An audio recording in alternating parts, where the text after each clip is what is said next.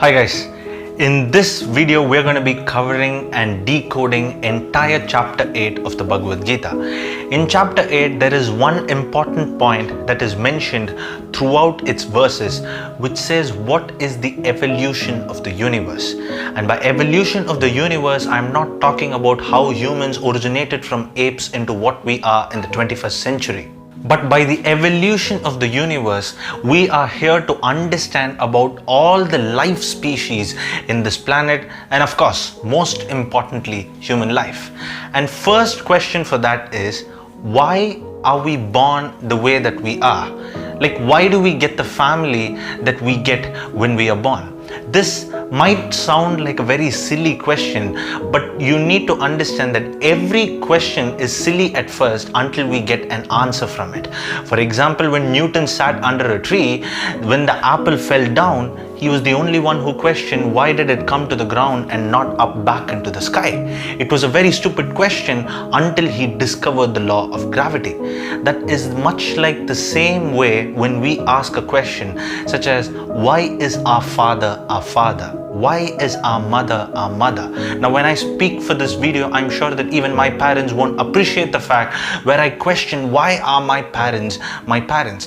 But actually that is what this verse denotes, where it asks that when you are born into a certain family, it is not just mere coincidence, but there is a lot of backstory to that particular birth, and most importantly to that particular death of a certain physical body. Now we can all agree that friends are someone that we choose and family is someone that we get. So it is not in our hands who our parents are, who our grandparents are, who our children are, and to sum up, just basically a family.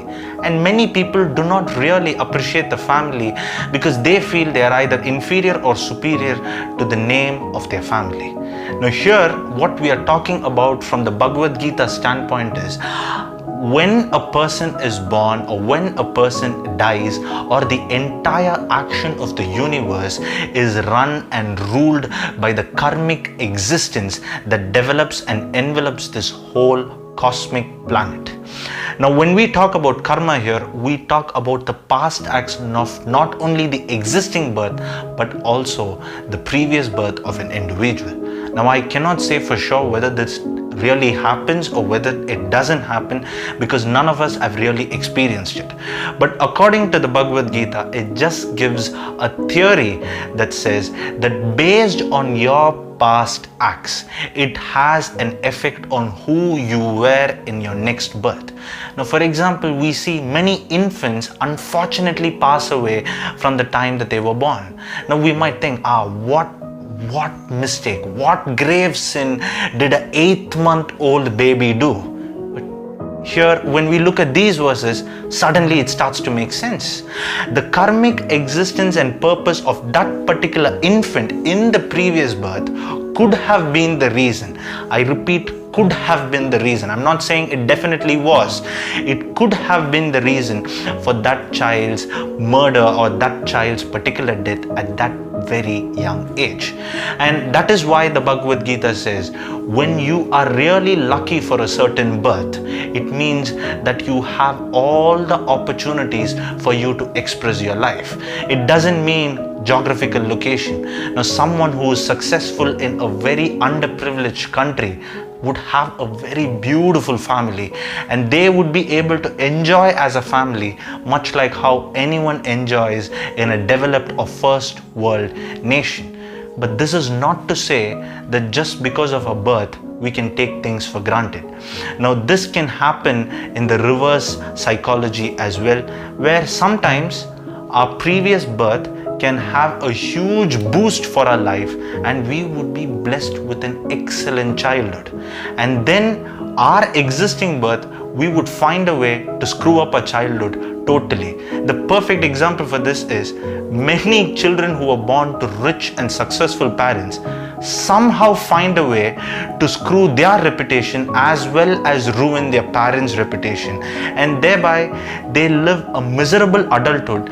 See, now this entire process depends on how we depend and act based on our past acts, and that is what I've spoken in one of the videos which you can see right here in one powerful story of karma.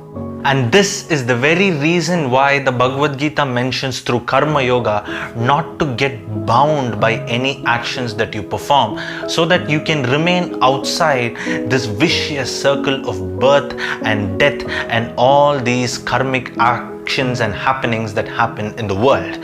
And by immortality, the Bhagavad Gita doesn't mean something like where you drink a superfluous wine and you can remain in this physical body for life and eternity, much like how they show in some weird science fiction films. But here, by immortality, it means to transcend your physical body, where your mind remains immortal throughout, regardless of the condition of your physical body. And that is the very foundation upon which the whole Bhagavad Gita is built upon, especially the 8th chapter. Because in the 8th chapter, the Bhagavad Gita notices that in every man's life, there is a conflict between light and darkness, and this darkness is known as ignorance that envelops your entire body. And as you cannot have full light to burn on the darkness immediately, it requires just a little bit to lighten up the entire room.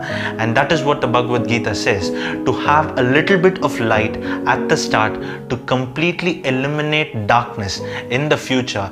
And thereby, if we are able to eliminate darkness and go into a land filled with light, that would bless our life in a much more larger scale than living in this world of petty desires. And that's what the 8th chapter concludes with and says throughout these course of verses. And that's a wrap for this particular episode and a conclusion for the 8th chapter.